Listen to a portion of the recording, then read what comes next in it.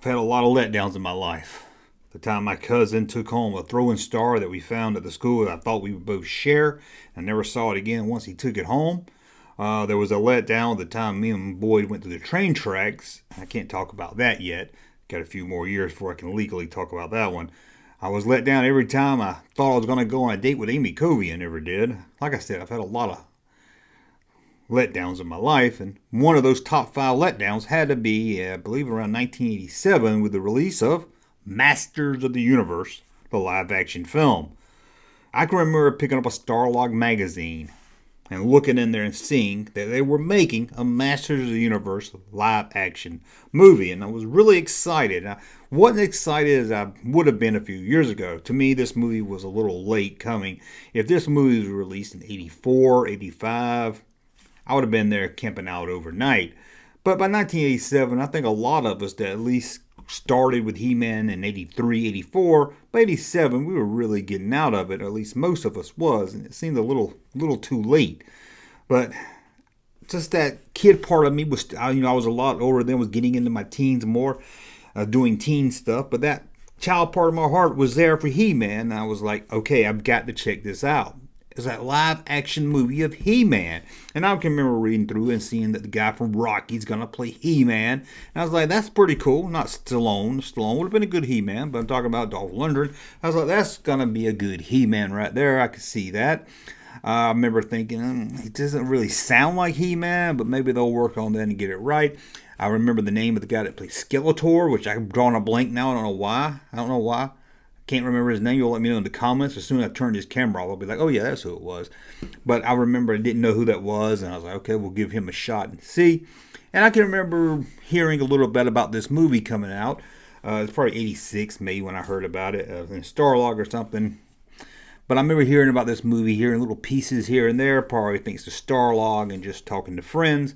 And I was getting kind of hyped for it again. I was like, whoa, I can remember sometime around this time, digging out some old He-Man toys I hadn't looked at in years, thinking, oh man, He-Man. Think about how I used to run home from school.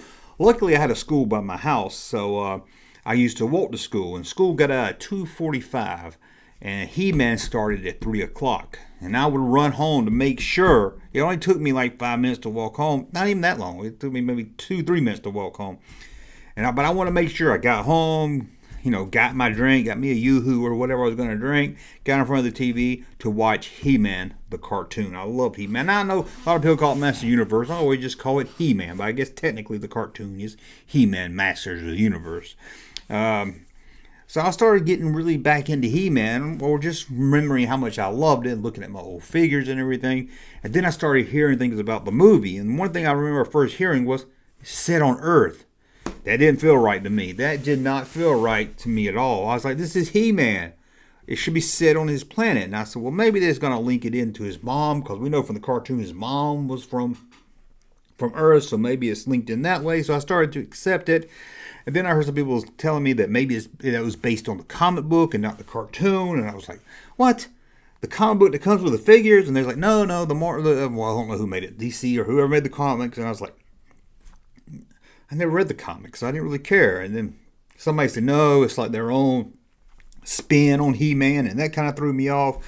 And I can remember, I was at the movies. I don't know what I was seeing, but I saw a trailer to Masters of the Universe. I should have known then. But you got that little part in you where even if you see something bad, you just want it to be good so bad that the bad looks good. So you're like, oh man, okay, it doesn't look like what I thought it was going to look like. It doesn't look like, the He-Man that I grew up on. But man, I can't wait to see this. I've got to see this He-Man, man. It looks great. Then a few months later, I ended up at the theater, the opening weekend, probably, and I'm guessing here, very soon to opening, because before anybody told me anything about it. Sitting in the theater, seeing Skeletor. I love the look of Skeletor. I still think that holds up today. The look of Skeletor and the guy that plays him, I think is excellent. I think that's the best part of the movie, is Skeletor. But I can remember seeing them fight, and it just didn't seem right. In the first 10, 15 minutes, I tried to lie to myself that, okay, it's going to get better, or it's not as bad. I'm just overhyping it. And then when they got to Earth, it was just, I was like, what am I watching? It felt like I was watching somebody that didn't even know He-Man made this. You know, it was like it's like somebody said, okay, He-Man, Skeletor, put them in a movie, and didn't know anything about He-Man or anything. You know, I wanted Prince Adam. I wanted cheesy cartoon He-Man. Which I have to admit, a He-Man movie is probably going to be hard to do. There's been talk about redoing a He-Man movie, and I don't know. Either you can go really campy and silly with it and make fun of the cartoon, which I could see being kind of good. But then I think a lot of fans want a more serious He-Man. But then you get a little too serious He-Man, and it takes away from the He-Man that we grew up on. He-Man is a touchy movie to try to do again today.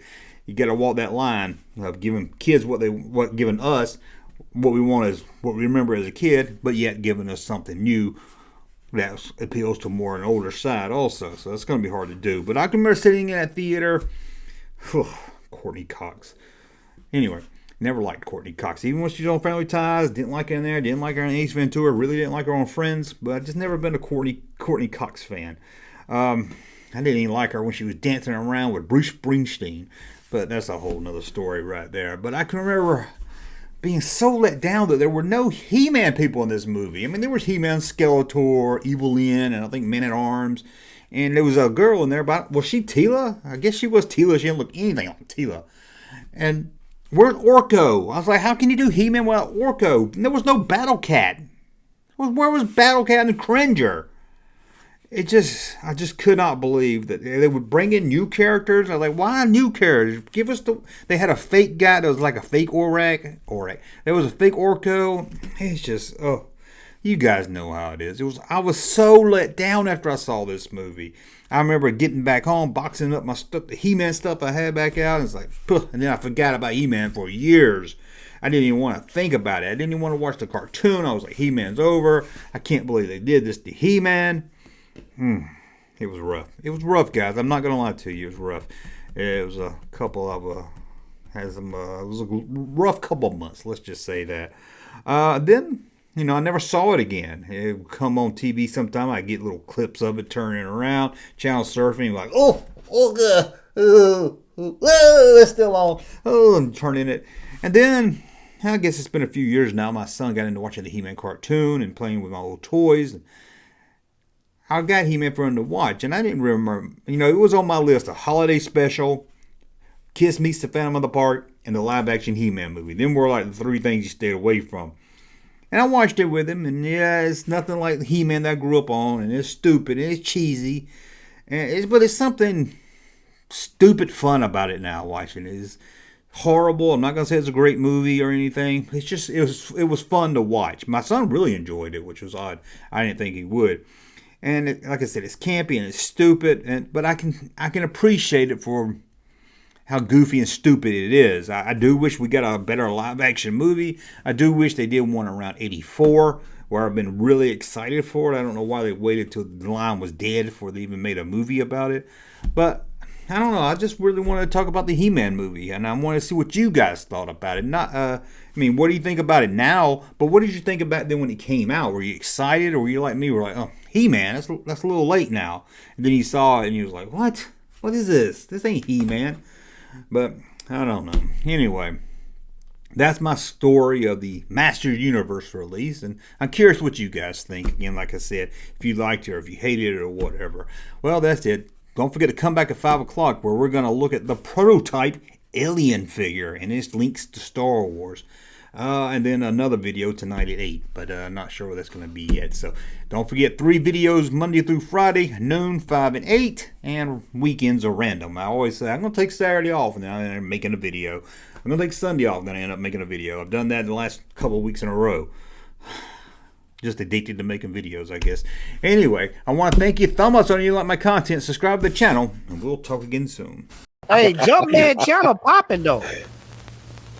Thank you, sir, for that unsolicited testimony.